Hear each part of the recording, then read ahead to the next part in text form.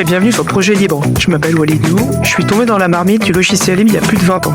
Que vous soyez libriste confirmé ou néophyte, venez découvrir avec moi les portraits des femmes et des hommes qui font du logiciel libre.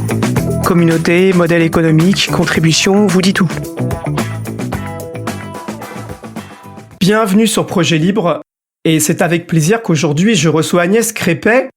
Dans l'épisode numéro 4, Florent Quéré, qui est un des fondateurs de la coopérative Common, m'encourageait fortement à contacter Agnès car il m'avait dit qu'elle aurait des choses passionnantes à me dire. Elle a bien voulu accepter de parler dans Projet Libre. Agnès travaille chez Fairphone, elle est la responsable de l'informatique et de la longévité logicielle. Et avec elle, on va parler donc de ce que ça veut dire que de maintenir un système d'exploitation et des applications sur la durée, et aussi avec les relations avec les autres acteurs de l'écosystème. Et si vous voulez connaître plus en détail son parcours, alors je vais vous mettre en description le lien vers l'excellent épisode du podcast de l'Après Libre à vous, numéro 180, dans lequel Agnès décrit très bien tout son parcours. Agnès, merci beaucoup d'être avec nous. J'espère que tu vas bien aujourd'hui. Tu m'as dit que tu avais chaud.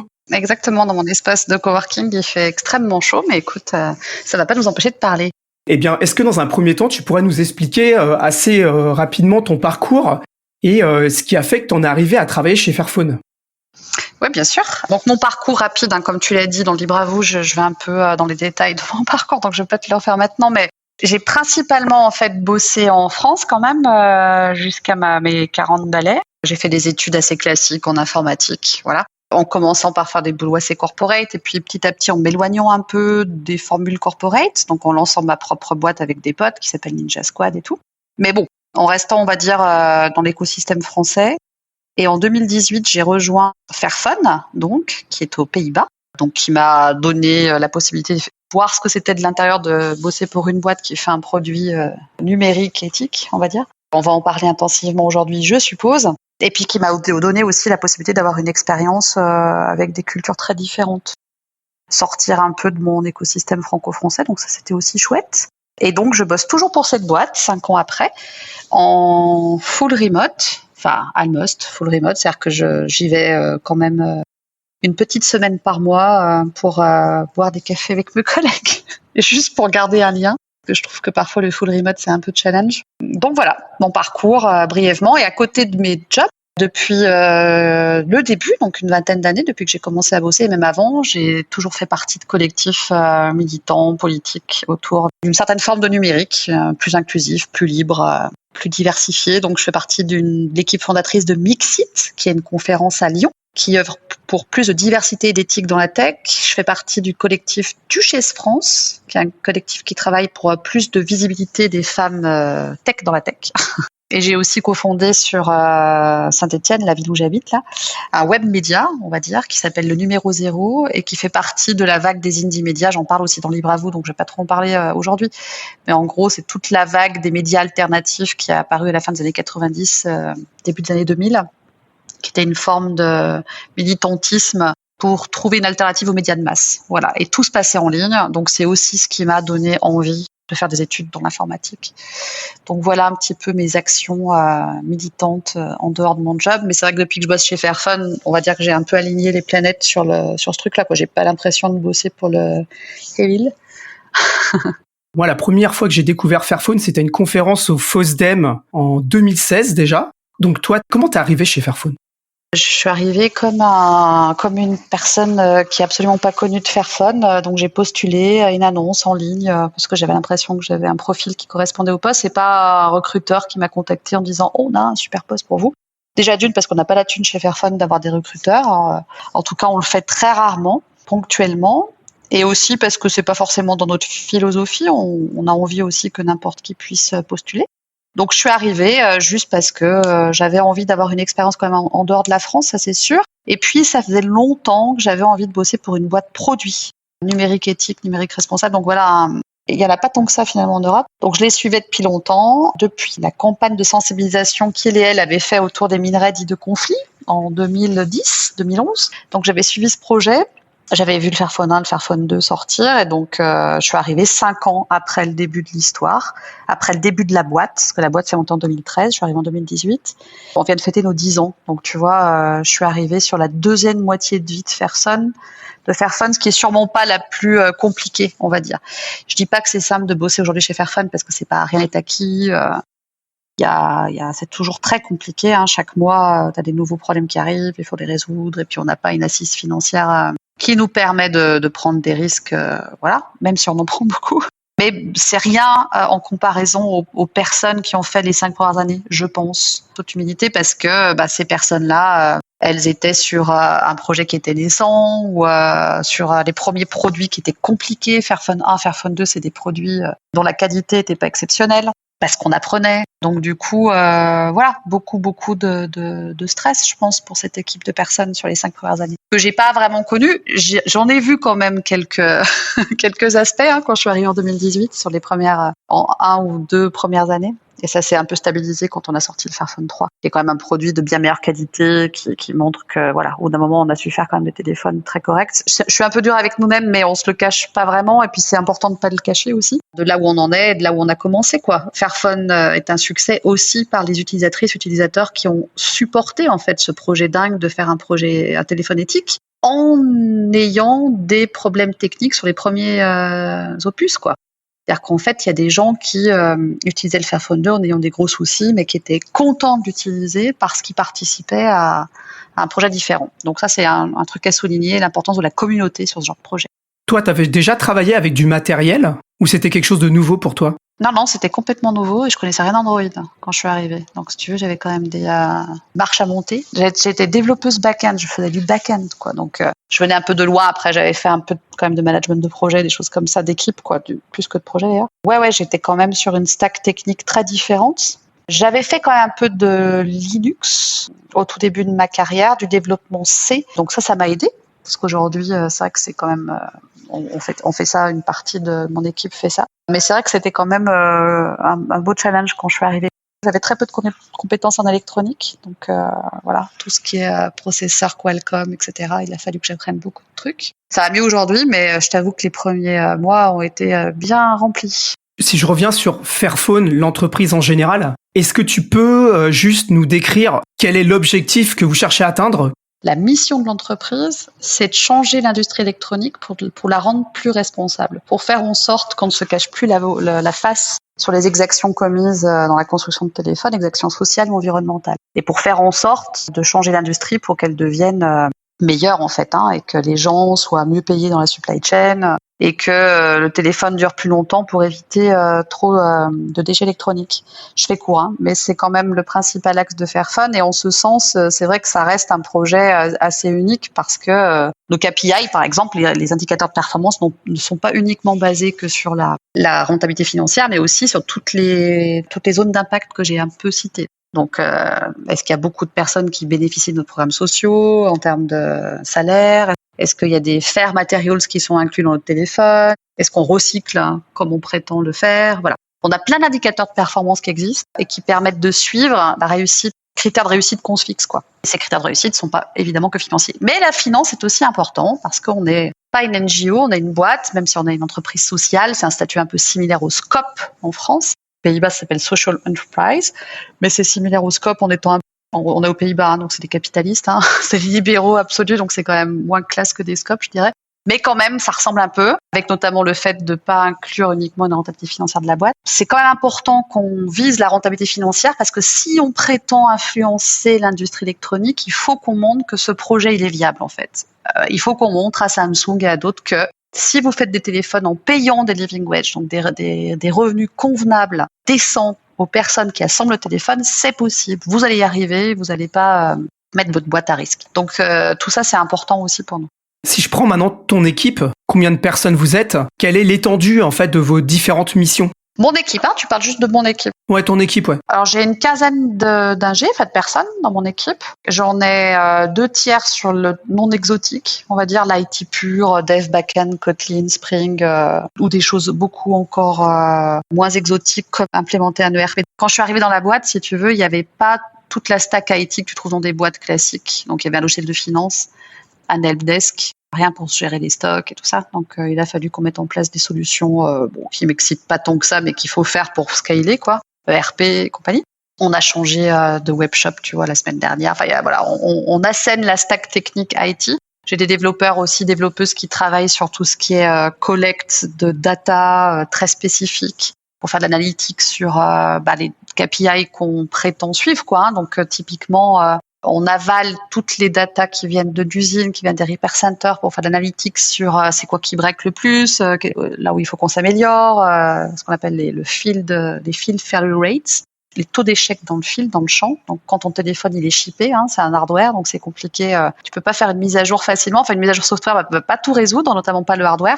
Et donc, on suit dans le field toutes les erreurs hardware et software, grâce au fait que le téléphone peut revenir dans un centre de réparation. Donc tout ça, on le suit. Et tout ça, c'est des solutions techniques à mettre en place.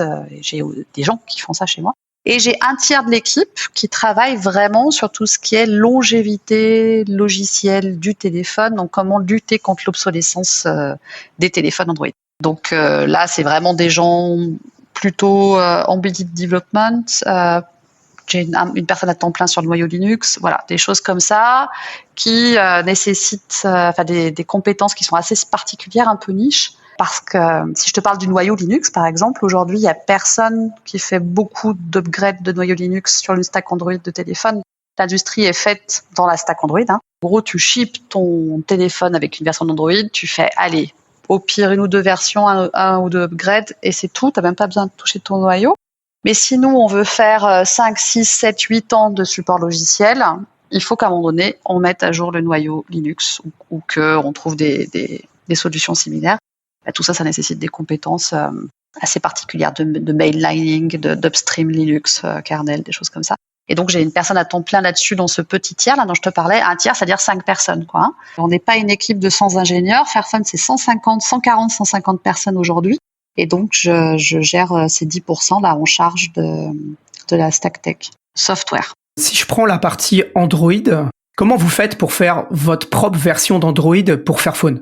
Qu'est-ce que ça veut dire, en gros, schématiquement, les différentes étapes ? On essaye de rester au plus proche du vanilla Android, donc du stock Android, c'est-à-dire de l'Android normal délivré par Google. Mais évidemment que c'est pas possible. Enfin, disons que c'est pas possible. Forcément, entre ce que livre Google et ce que tu vas avoir sur ton téléphone, tu as des différences. Tu as des différences qui sont liées au hardware, en fait, les composants que toi, tu as choisis en tant que fabricant de téléphone. Et puis, tu as des différences qui concernent plutôt la stack haute, ce qui va, par exemple, toucher les apps ou des choses comme ça, au regard de ce que te demandent tes opérateurs réseau. Orange, Vodafone, Deutsche Telekom et compagnie.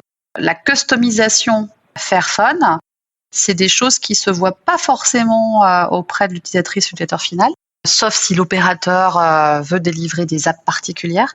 Mais si jamais tu squeezes cette exception sur les opérateurs, ce qu'on fait, c'est tout le temps au plus proche de ce qu'est Android, de ce qu'est la version d'Android qu'on implémente, quoi. Donc là, on parle de la OSP ? Ouais. Alors, on va dire dans Android, si jamais je reprends un peu la base, tu as plusieurs couches. Tu as le noyau Linux, donc Android tourne sur un noyau Linux. Tu as ce qu'on appelle l'hardware abstraction layer, donc c'est vraiment tout ce qui colle à ton hardware, j'y reviendrai. Tout ce qui est Android runtime, les librairies natives, graphiques, etc.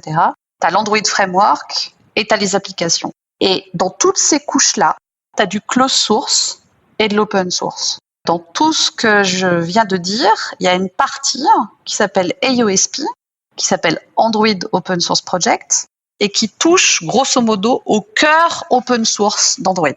Mais ça veut dire quoi ? Ça veut dire qu'il y a beaucoup de closed source. Typiquement, toute la partie HAL, l'implémentation HAL, elle est pas open source. Donc c'est ça qui va te permettre. T'as l'interface qui est open source, mais l'implémentation l'est pas. C'est ça qui va te permettre d'adapter, de faire tourner ton Android sur des processeurs particuliers qui sont ceux que toi t'as choisis par rapport au design de ton téléphone. Et donc là, on parle de code propriétaire, on parle de ce qui va tourner sur les seconds processeurs, la partie modem, etc. Et typiquement, on parle potentiellement de code Qualcomm pour nous, puisqu'on a un processeur Qualcomm.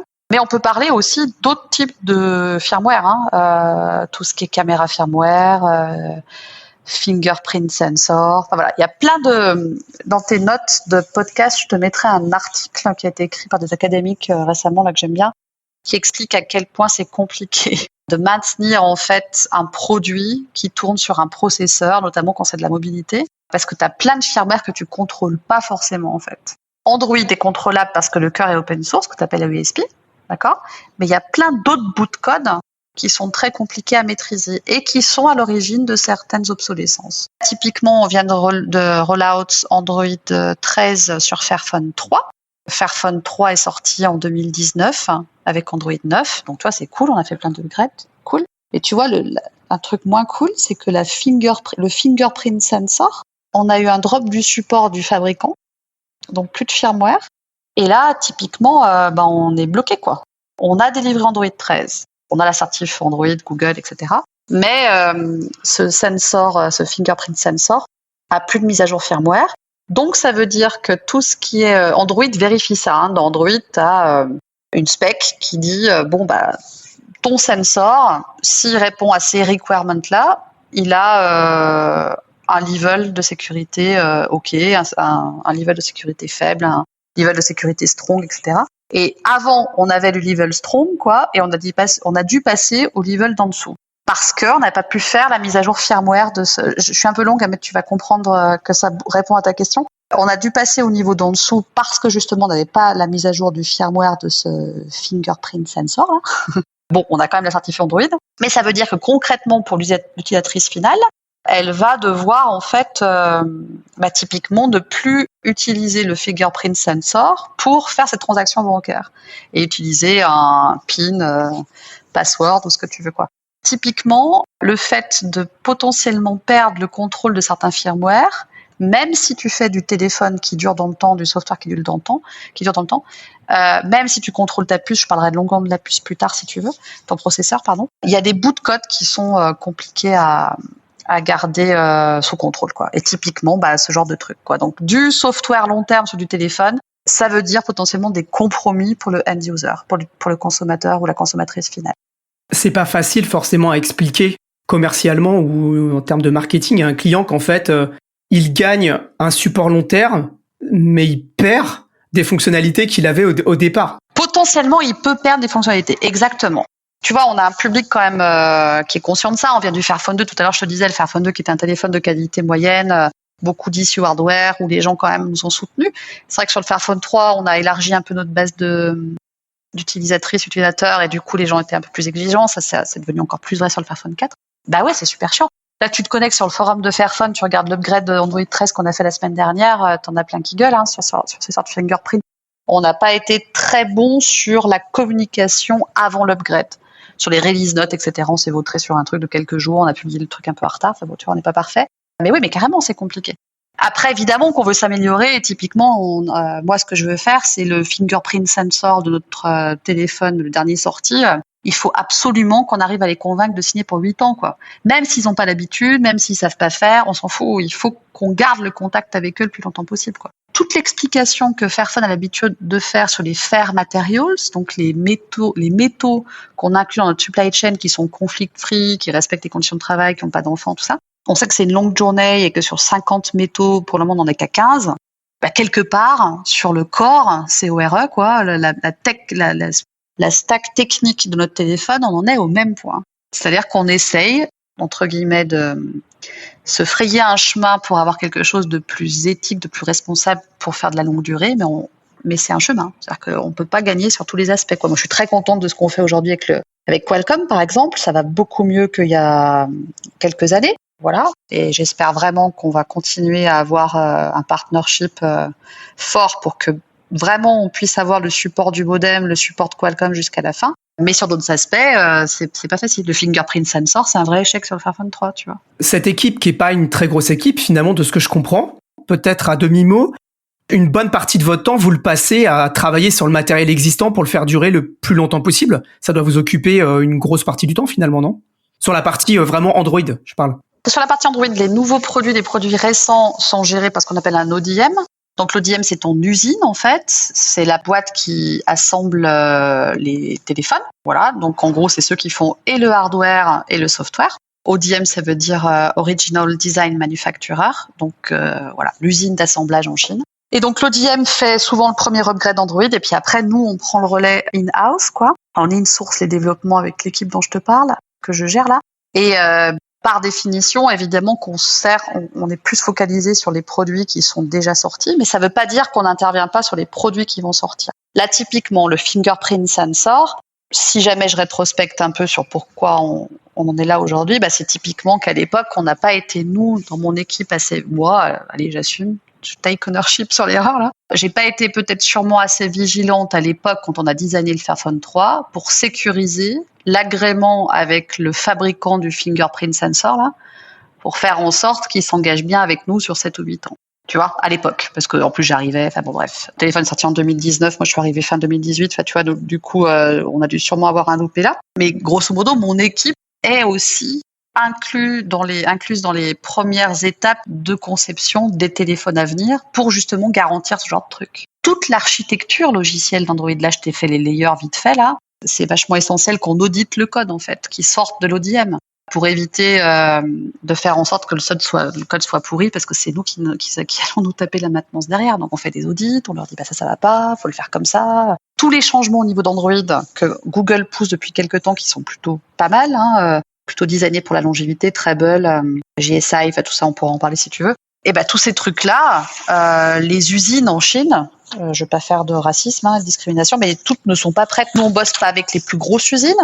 Donc quand on leur parle des nouveautés d'Android pour assurer la longévité, donc QSI, Treble et compagnie, parfois elles connaissent, parfois non. Donc il faut qu'on soit vigilant là-dessus pour faire en sorte que si dans 3 ans on doit faire un upgrade de kernel, on doit faire dans 1 an une nouvelle mise à jour Android nous-mêmes, ce soit possible et qu'on passe pas trop de temps à le faire, quoi. Qu'on optimise aussi le temps de dev qui sera nécessaire à faire ces futurs upgrades.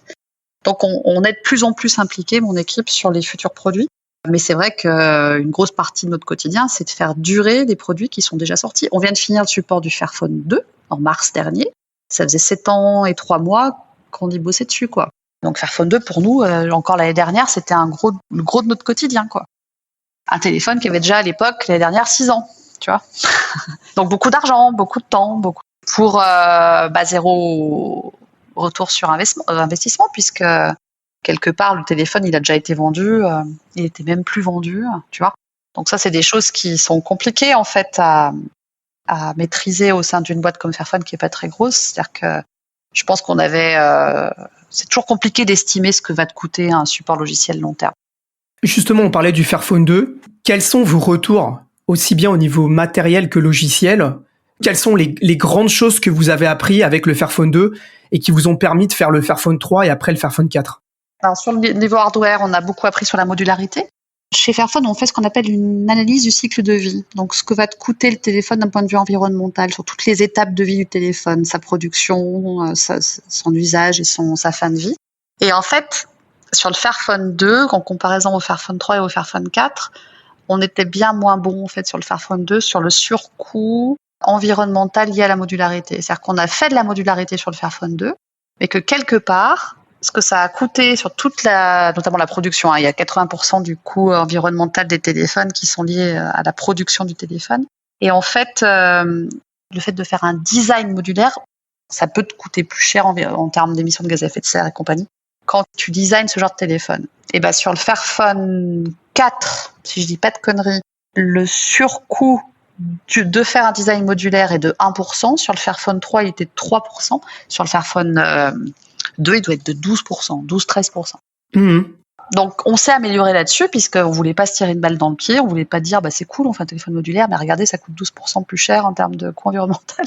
Parce que tu vois, le coût d'avoir des composants spéciaux, etc., un assemblage des composants spéciaux peut avoir effectivement un impact sur le footprint, CO2, tout ça. On s'est amélioré grandement là-dessus, c'était un gros point de focus qu'on avait. Sur la partie, un peu moins important, mais quand même, la manière d'assembler sur la modularité toujours, la manière d'assembler les composants. Tu te souviens du Fairphone 2, tu avais un clip écran là. On s'était dit, c'est trop cool, on va pas mettre de vis, on va faire un clip écran et du coup c'est trop bien, les gens vont trouver ça très accessible parce que dès que tu prends un tournevis, ça fait un peu tu perds des gens. cool. Par contre, le fait de faire ces clips-là, ça, sur le temps, il y avait un peu de jeu qui se créait. Et du coup, ton écran avait tendance à se désolidariser du PCB, du reste du téléphone. Donc, ça, c'est pas top, quoi. Ouais. Tu vois, parce que du coup, tu avais des defects quand même assez importants là-dessus. Grosse erreur sur le bottom module, le module du bas, qui est vraiment un taux d'échec incroyable, qui nous a coûté énormément d'argent parce que le téléphone était sous garantie.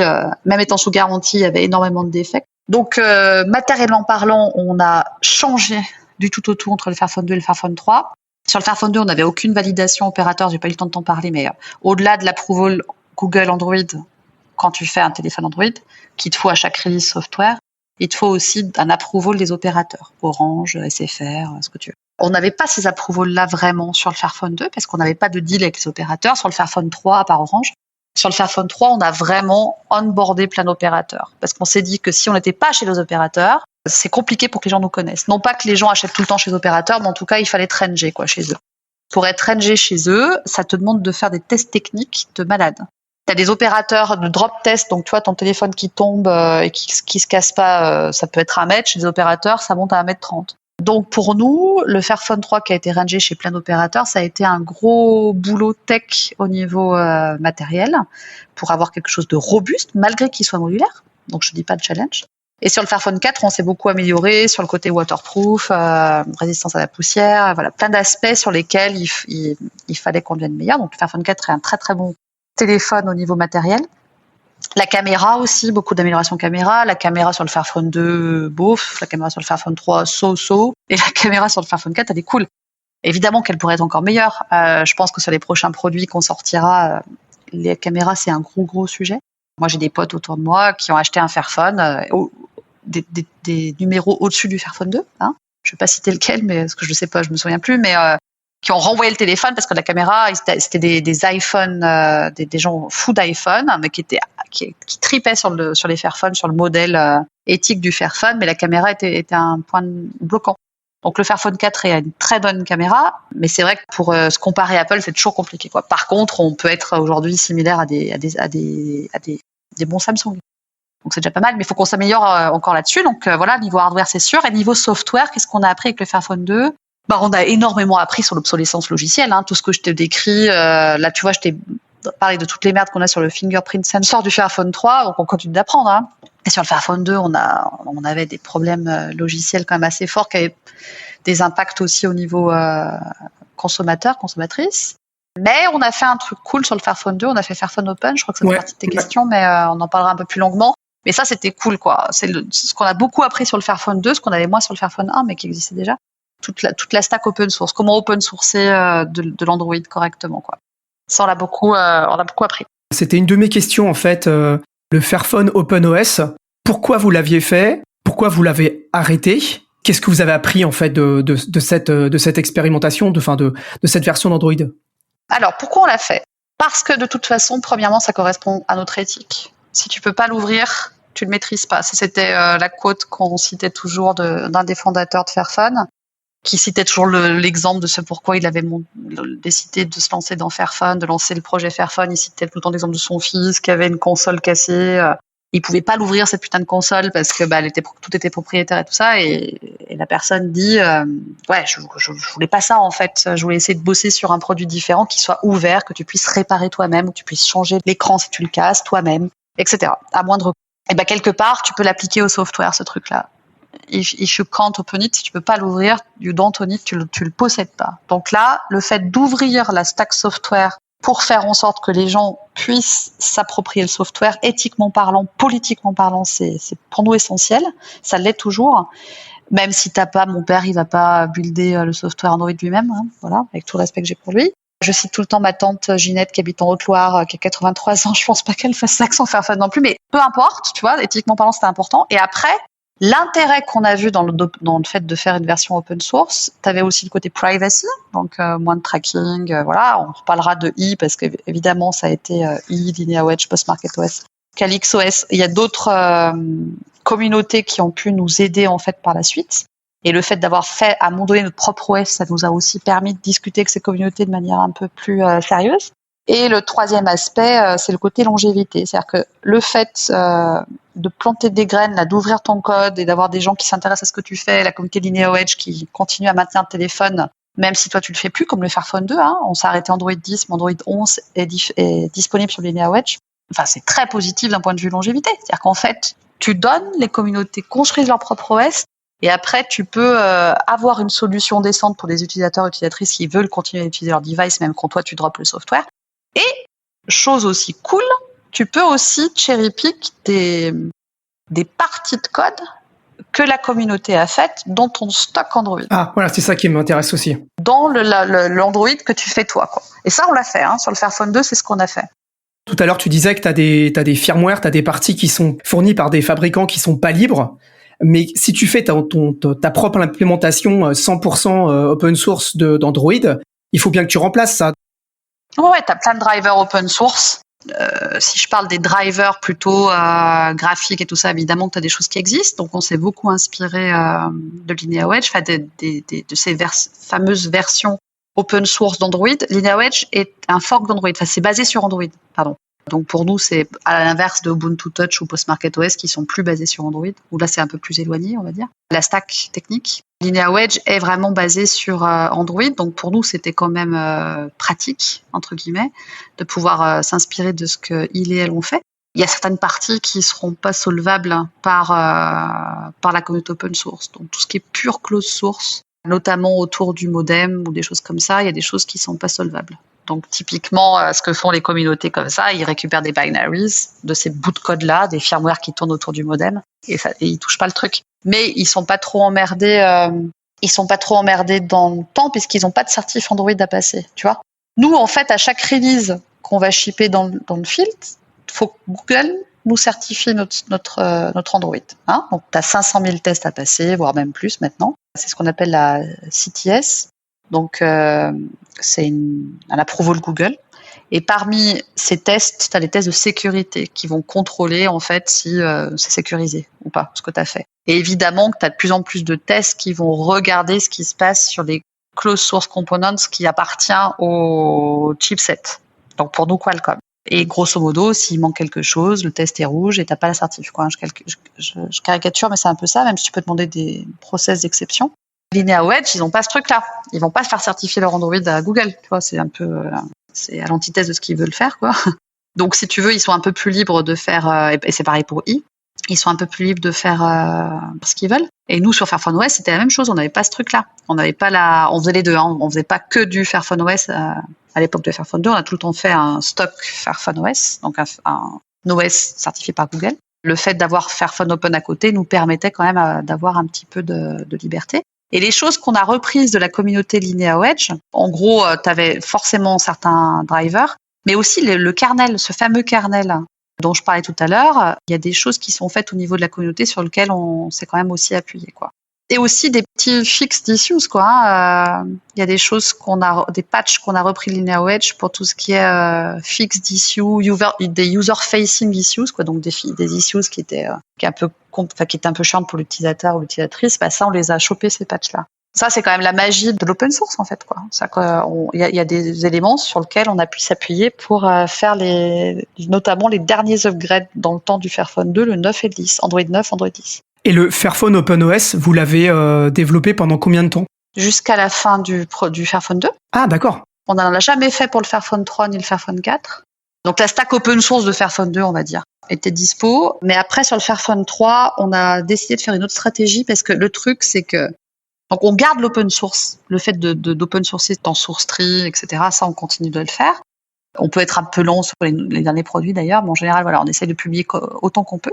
Mais par contre, en termes de disponibilité d'un vrai OS pour les utilisateurs et utilisatrices finaux, Fairphone Open était pas dingue non plus, en fait. T'avais pas beaucoup d'apps par défaut, t'avais pas, ce que fait par exemple, iOS.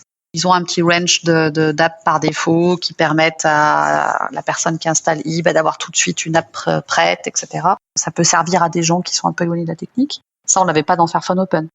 Donc, après réflexion, et puis ça demande du temps de faire son propre OS, tu vois. Donc, après réflexion, je t'ai dit, là, on avait 5 personnes. À l'époque, je devais même en avoir une de moins, tu vois. On a choisi plutôt de faciliter le travail des communautés open source, d'être au plus proche d'elles, on va dire, pour qu'elles lancent leurs propres OS et qu'il y ait des vraies alternatives dispo pour les personnes qui souhaitent switcher d'un stock Android à un Android alternatif. On va même mettre une option sur notre site web, notre web shop en ligne, là, où tu vas pouvoir choisir entre iOS et Android, et le stock Android. Donc tu pourras même acheter un Fairphone 4 avec iOS directement flashé dessus. Tu peux déjà le faire chez eux, hein, si tu vas sur leur web shop Murena, tu peux déjà acheter un Fairphone 4 pré-flashé. Mais toujours pour aller dans le sens de faciliter l'adhésion des utilisateurs et utilisatrices finaux à ce genre d'alternative OS qui peut, au premier abord, rebuter certaines personnes, quoi, parce que ça paraît difficile. Le flashage est toujours un truc compliqué pour des gens. Hein. C'est toujours compliqué, en fait, de se dire, putain, qu'est-ce qu'il faut que je fasse, là? Faut que je unlock mon bootloader. Après, il faut que j'installe ça. Oh mon Dieu, ça y est, je suis perdu. Donc, mais ce que je peux comprendre, je blâme personne là-dessus. Donc, d'avoir quelque chose de prêt, un téléphone pré-flashé, ça peut enlever des barrières pour plein de gens pour passer le pas d'utiliser ces OS-là. Et alors, si on revient sur iOS, donc, ce qu'on n'a pas dit, c'est donc iOS, c'est une version d'Android qui a été créée par Gaël Duval, donc qui est un Français qui est connu pour avoir fait il y a bien longtemps Mandrakesoft, donc une des premières distributions Linux assez user-friendly. Comment se fait un peu, j'allais dire, votre rencontre et comment vous commencez à travailler avec eux sur cet OS qui est donc focalisé plutôt sur le respect de la vie privée? Gaël, je l'ai rencontré à une conférence en Belgique en 2019-2020, je sais plus. Il avait déjà essayé de rentrer en contact avec des gens de Fairphone, enfin bon bref. Et du coup, on s'est dit, essayons de faire un partenariat un peu plus fort pour avoir cette alternative-là. Vu que eux sont basés sur Lineage Wedge, quelque part, ça faisait sens aussi de pouvoir aller un peu plus loin dans cette optique-là. Et après, on a juste continué le partenariat. Donc, on a commencé en 2020, on est en 2023. Là, on vient de lancer Fairphone 4 aux US avec i. Voilà, on continue ça. Après, moi, personnellement, j'aimerais bien essayer aussi de bosser tout ce qui est Linux-based OS. Donc, pour sortir un peu de la stack Android, tu vois. J'aime beaucoup un OS qui s'appelle Post Market OS, qui est Linux-based, mais qui est pas feature complète. Tu flashes Post Market OS sur ton Fairphone, la caméra marche pas, enfin, tu vois. Il y a des choses à faire. Mais, pour l'avenir, je crois aussi beaucoup au Linux-based OS. On est en lien aussi avec Ubuntu Touch, qui est revenu à la vie grâce à UbiPort, une fondation allemande. Donc, on est aussi en rapport avec eux, tu vois, pour essayer de voir qu'est-ce qu'on peut faire sur la stack pure Linux. C'est quoi les premiers retours sur Fairphone plus i? Chez Common, t'as reçu Florent il y a pas longtemps, chez Common, c'est 25% de leur leasing. Sur tous les téléphones qu'ils louent, t'as 25% de gens qui choisissent iOS. Et nous, à l'heure actuelle, Murena, ça c'est le nom de leur marque derrière, Murena est un partenaire qui nous achète des téléphones au final et qui flash le truc, leur OS. À l'heure actuelle, c'est pas encore sur notre webshop, donc à l'heure actuelle, ils achètent des Fairphone 4, ils flashent les Fairphone 4 et les mettent en vente sur leur site web. Et donc, ils nous achètent des téléphones. Contractuellement, ils achètent des téléphones tous les mois, quoi. Et en termes de sell-in, sell-out, c'est notre partenaire numéro 5 en Europe. Donc, je sais pas si tu vois, le 5e partenaire européen qu'on a, donc c'est énorme. Ils ont vendu à peu près le même nombre de téléphones qu'Orange nous a acheté l'année dernière. J'aurais pas pensé, c'est... Pour donner une comparaison. Donc, Orange, 500 magasins en France. D'accord? Qui font aussi certainement peut-être des efforts pour mettre en avant Fairphone, mais noyé au milieu de plein d'autres devices, quoi, tu vois. Je peux pas te dire par cœur le nombre de téléphones, mais je retiens cette comparaison-là. Il a vendu autant en Europe, on vend qu'en Europe, et donc on verra pour les US. On vient de lancer aux US le 5 juillet, donc c'est un peu trop récent pour te dire où on en est. En gros, Murena a vendu autant de Fairphone 3 et de Fairphone 4 en 2022 que Orange. C'est effectivement assez impressionnant. Ah, c'est fou, hein. Pour utiliser depuis plus de 6 mois, moi mon retour c'est que t'as un petit peu le meilleur des deux mondes. T'as pas toute la stack Android, enfin toute la stack Google. Et donc en fait, je l'utilise par exemple sur un vieux téléphone de 2015 qui est revenu à la vie grâce à ça, donc c'est quand même plutôt cool. Et à la fois sur mon téléphone de tous les jours, en utilisant MicroG et les magasins d'applications, tu peux avoir toutes les applications de l'Android Store, plus de F-Droid. Enfin, t'as tout en fait, et c'est vraiment utilisable tous les jours, quoi. C'est ça que je trouve vraiment très chouette. Bien sûr, pour le côté facilité d'utilisation, c'est quand même chouette. Ça, c'est sûr. Il n'y a pas photo. Il y a il y a 2 sujets que je voulais aborder. Le premier, c'est une petite phrase que m'a dit Florent Quéré quand on a parlé un peu du modèle économique de Common et que je voulais te poser. il nous disait, en fait, nous, ce qui nous intéresse, c'est aussi d'inciter des acteurs comme Fairphone à travailler sur le sujet de la location. Et donc, pour ça, on leur reverse régulièrement de l'argent pour l'utilisation des téléphones. En fait, finalement, plus il y a de téléphones chez eux qui sont en circulation, et finalement, plus c'est intéressant pour vous sur le long terme, finalement. Oui, c'est sûr. Après, je connais pas l'agrément en détail. Moi, chez Fairphone, je m'occupe pas de la partie commerciale. C'est mon collègue commercial qui gère ça avec Common. Donc, sûrement, si Florent le dit, ça doit être sûrement vrai. Mais tu vois, je n'étais même pas au courant. Mais au-delà de l'aspect financier, ce que je trouve chouette dans ce qu'on fait avec Common, c'est le lobbying en fait européen autour de parce que pour moi ils sont au top. C'est-à-dire que pour moi que des gens comme Common, c'est des gens qui sont les défricheurs de l'électronique responsable, qui sont très radicaux dans le bon sens du terme, quoi, tu vois, et qui vont pousser les utilisateurs à vraiment changer de comportement, tu vois.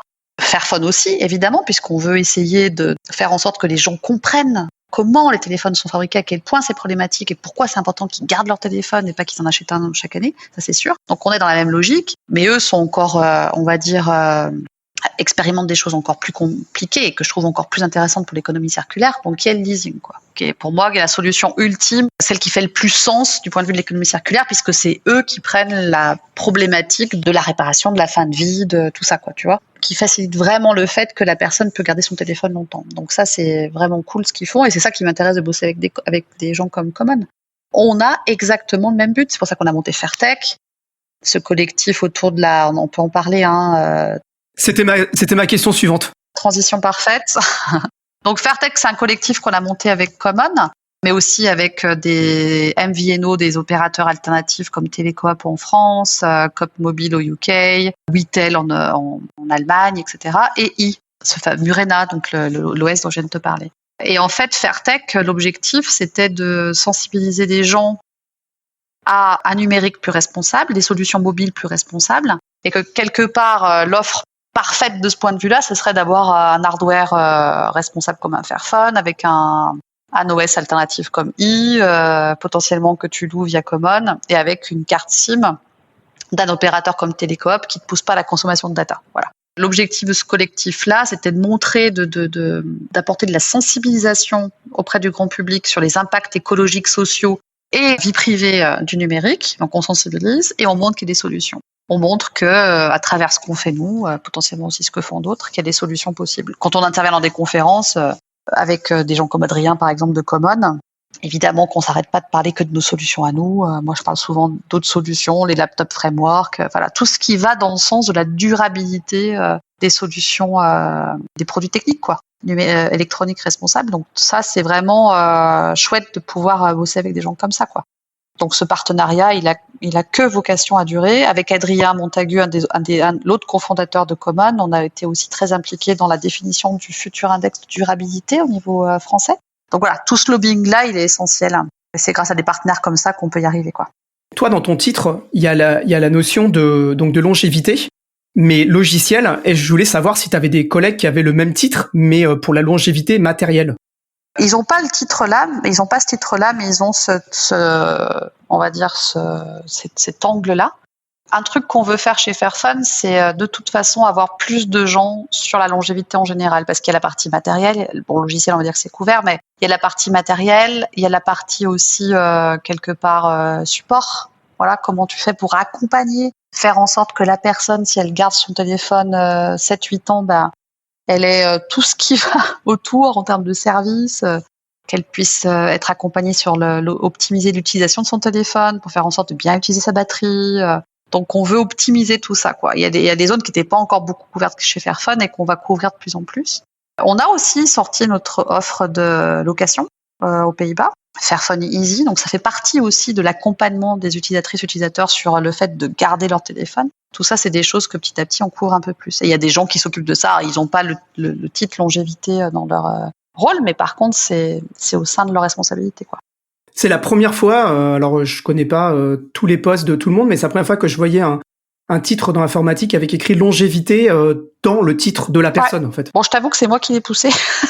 Quand j'ai vu ce que je faisais chez Fairphone, etc., je voulais pas être head of software, etc., j'ai dit, il faut qu'on mette ça. Évidemment que c'était pas un problème chez Fairphone, mais stratégiquement parlant, je pense que c'était essentiel de le mettre, en fait. Parce que ça Ça éveille plein de curiosité, hein, d'ailleurs. Il y a à chaque fois, j'ai la question, quand je suis interviewée par des journalistes, à chaque fois, j'ai la question, mais ça veut dire quoi? Mais au début, je voulais plutôt le tourner sur lutte contre l'obsolescence, et en fait, c'est un peu négatif, quoi. Enfin, tu vois, c'est, donc, le tourner sur la longévité, je trouvais ça plus chouette. On arrive à la fin de l'entretien. Je voudrais te donner une tribune libre. Est-ce que tu as un message particulier à faire passer pour celles et ceux qui soit veulent travailler sur ces sujets-là, soit qui vont utiliser les téléphones? Ok, merci.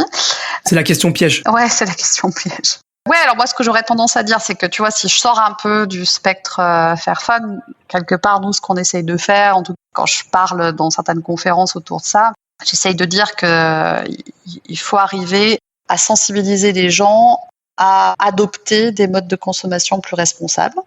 D'accord? Et qu'est-ce que ça veut dire plus d'éthique et plus d'aspects responsables dans la sphère numérique? Pour moi, ça passe par plusieurs angles. Donc, c'est le début de ma tribune libre. Le premier angle, c'est arriver à plus de sobriété, donc faire en sorte de se discipliner soi-même sur le fait de pas acheter des produits électroniques. Et je parle pas que des smartphones, hein, mais tout l'engouement sur l'IoT, etc.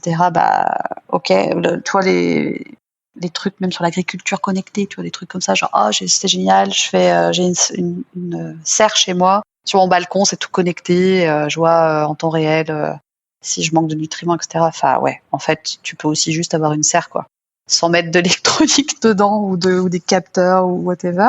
Donc pour moi, la sobriété des usages, elle passe par une prise de conscience, en fait, de ce que ça peut coûter. Et du coup, elle passe par le fait de se raisonner, en fait, sur nos propres délires, en fait, qu'on peut avoir, nous, en fait, et surtout les gens de la tech, quoi. Les geeks, quoi, qui aiment bien geeker de partout et avoir une serre connectée, c'est trop bien. Enfin ouais, en même temps, c'est trop bien. Ça montre un modèle qui pose des questions, on va dire. Voilà, c'est ça que je veux dire. Donc sobriété. Pour moi, sobriété d'usage, sobriété de consommation, acheter moins, acheter mieux, c'est important. Après, il y a un deuxième angle qui me paraît important, c'est tout ce qui est réparabilité et maintenance. Donc, si jamais on veut être plus sobre, donc il faut faire durer ses appareils. Donc, évidemment qu'il faut faire attention à ce qu'on achète, mais une fois qu'on a acheté, il faut s'y mettre, quoi. C'est-à-dire que, grosso modo, ça fait jamais rêver de réparer un truc au départ, peut-être, ou ça fait rêver certaines ou certains, ça c'est cool, mais il y en a plein, ça les fait flipper un peu, voilà. Ou si vous avez l'impression, dans les auditeurs, auditrices que t'as, d'être plutôt bon en tech, essayez de promouvoir ça auprès de votre cercle d'amis, familial. Il y a toujours la blague de dimanche, je vais manger chez ta tante Ginette, elle me demande encore de réparer son ordi, ça fait chier. Ouais, mais en même temps, c'est cool de réparer l'ordi le dimanche après-midi. Il y a un rôle social là-dedans, et après, votre tante Ginette, vous pouvez lui dire d'aller peut-être au Repair Café du coin, essayer de promouvoir ces approches-là d'entraide qui existent en fait, hein, quelque part auprès du grand public. C'est encore à développer, mais voilà, si vous avez l'impression, auditeur, auditrice, d'avoir des connaissances dans ce domaine-là, allez les donner à d'autres, voilà. Et au-delà de ta tante Ginette, peut-être les donner dans des repair centers du coin, ou s'ils n'existent pas, de les monter, quoi. Parce que moi, je pense qu'il faut rentrer dans l'ère de la maintenance. C'est ce deuxième angle, réparabilité maintenance. Je pense que ça pousse aussi nous, techniciens, techniciennes, à rentrer dans cette ère-là, à prendre plaisir à faire ça et à voir comment on peut aider des gens moins techniques à réparer, maintenir leurs appareils. Et aussi, moi, quand j'étais en école d'ingé et tout ça, ou quand je suis sortie d'école d'ingé, il y avait toujours ce truc-là de machin, je vais faire des trucs high-tech, des nouveautés technologiques, je vais à une conf là, j'ai un nouveau framework qui sort, c'est trop bien. Et si le trop bien, c'était de bosser sur de la maintenance applicative. Mon deuxième job, c'était dans ce qu'on appelait à l'époque une SS2I, aujourd'hui une ESN. Et en fait, la punition, c'était de faire de la maintenance applicative, quoi. C'est genre, putain, j'ai chopé le plan de merde, je vais me faire une mission de 3 mois à Dijon de maintenance applicative. Bon, Dijon, ok, pourquoi pas, j'en sais rien, je connais pas Dijon, je vais pas juger la ville, mais loin de chez toi, ça peut faire chier. Mais faire de la maintenance applicative, c'était le clou du truc, quoi. C'est genre vraiment la merde. Ouais, mais en même temps, on pourrait essayer de renverser la tendance, quoi, et de montrer que ça peut être cool de faire de la maintenance applicative. Si tant est que le but, c'est de faire durer le produit qui est derrière le soft sur lequel tu vas faire cette maintenance-là. Donc, faut qu'on rentre dans cette ère de la maintenance. Pourquoi ce qui ferait toujours le plus rêver, ce serait d'aller vers des nouvelles technos. Voilà. Et enfin, le troisième angle, pour plus d'éthique dans la tech et tout ça, c'est le techno-discernement. Donc, tu vois l'exemple de la serre connectée, ça rejoint un peu la sobriété, hein, mais quand je te disais, tu peux avoir des potes qui s'éclatent sur leur serre connectée, sur leur balcon et tout ça. Mais plus généralement parlant, je pense quand on a une position de technicien et technicienne, dans ce qui est a priori le public que tu as aujourd'hui sur ton podcast, Il faut que nous, on fasse preuve de technodiscernement. On n'est pas en train de vous dire je suis pas en train de vous dire qu'il faut jeter la tech, mais que le technosolutionnisme, c'est pas la solution miracle à tous les problèmes. Il y a des problèmes sociétaux, écologiques qui vont pas être résolus par la tech. Et je pense qu'en tant que technicien et technicienne, il faut s'approprier cet angle-là et défendre cette approche-là. Il faut se retirer du jeu quand on n'a pas de rôle à jouer. Le fait de dire que on s'en fout, on prend des voitures électriques et du coup ça va résoudre tous les problèmes environnementaux parce que il y a pas d'émissions carbone, c'est des conneries. Les voitures électriques, même si je connais des gens qui en ont autour de moi. Le coût de production des voitures électriques, si tu prends une grosse voiture électrique, c'est problématique. Le coût des batteries est problématique. Le coût environnemental des batteries est évidemment sociétal. Donc, je suis pas en train de dire, faut plus de voiture, mais bon, pourquoi pas. Mais si jamais je te prends un exemple un peu moins litigieux ou plus compliqué à expliquer que les voitures électriques, je vais te parler d'éducation nationale. Il y a 1 an de ça, on m'a demandé de faire une keynote pour l'éducation nationale autour de la tech éthique et tout ça. Et face qu'à des gens qui étaient, alors je sais pas le terme dans l'éducation nationale, là, mais on va dire des formateurs au numérique, des représentants du numérique dans les académies, enfin bref. Et donc des gens plutôt technophiles, d'accord ? Et c'était une conf assez intéressante, c'était monté par un des cofondateurs de Framasoft. Donc l'angle, c'était comment utiliser le libre dans l'éducation nationale. Donc top, moi je signe, évidemment que j'y vais, je fais ma keynote, tout ça, trop bien. Mais quelque part, si tu prends un peu de recul et que tu vois pas que l'angle du libre quand t'es libriste et tout ça, quelque part, en tant que technicien, technicienne, libriste, que tu veux, l'idée ce serait peut-être aussi de dire que il faut peut-être repenser la tech dans l'éducation, quoi. Je me répète un peu, je le dis souvent dans les confs, mais le fait de mettre des tablettes à outrance dans toutes les écoles, des tablettes on parle pas justement de la maintenance de ces putains de tablettes. Elles restent parfois dans des placards parce que les profs ils sont pas formés. Et du coup, c'est des coûts énormes. Une tablette, ça coûte cher, quoi. T'en mets 25 dans une école de 200 élèves, c'est un budget quand même si ça semble pas beaucoup. C'est quand même un budget. Le coût environnemental, le coût budgétaire de ces tablettes est quand même réel. Et si à la place de faire tout ça, tu mettais plus de profs et que tu les payais mieux, quoi. Enfin, tu vois, je caricature un peu, mais je veux dire, c'est une vraie question en fait. Et que nous, en tant que techniciens, techniciennes, on nous sollicite beaucoup là-dessus. C'est quoi ton avis là-dessus, machin. À des moments, en fait, il faut pas qu'on ait peur de dire que c'est bien que sur ces problèmes-là, peut-être que ce sera pas à nous de les résoudre, quoi. Tu vois, ce sera pas à nous de résoudre des problèmes sociétaux, certains problèmes sociétaux. C'est pas en mettant des tablettes et des trucs ultra connectés dans les hôpitaux qu'on va résoudre le problème des hôpitaux. Le problème des hôpitaux est lié à un manque de personnel. Voilà, ça c'est problématique. Donc pour moi c'est politique. La tech est politique. Il faut, si elle l'est pas encore, il faut la politiser un peu mieux. Un peu plus de technodiscernement ferait du bien. Beau mot de la fin, Walid, ça te va? Ouais, beau mot de la fin. Je dirais que je suis parfaitement d'accord avec ce que tu viens de dire. Merci beaucoup, Agnès, d'avoir pris du temps pour parler avec moi de ces sujets. C'est passionnant, surtout pour quelqu'un comme moi qui aime bien Fairphone et qui suit un peu ce que vous faites.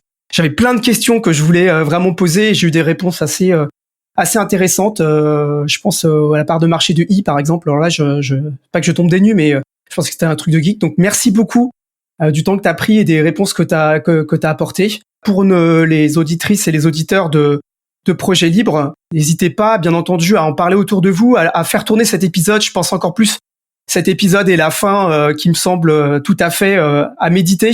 Parlez-en autour de vous, laissez-nous des commentaires. Puis à bientôt pour d'autres épisodes passionnants, encore très différents. Voilà. Donc merci beaucoup, Agnès. Écoute, au plaisir de te rencontrer en vrai. Bientôt sur un événement ou quelque part. Ouais, je serai au Capitole du Libre. Voilà. Vu qu'on parle des libristes, là, mi-novembre, un truc comme ça, je vais faire 1 ou 2 talks là-bas. Et voilà, peut-être qu'on se retrouvera là-bas. Je te souhaite une bonne soirée. Merci beaucoup.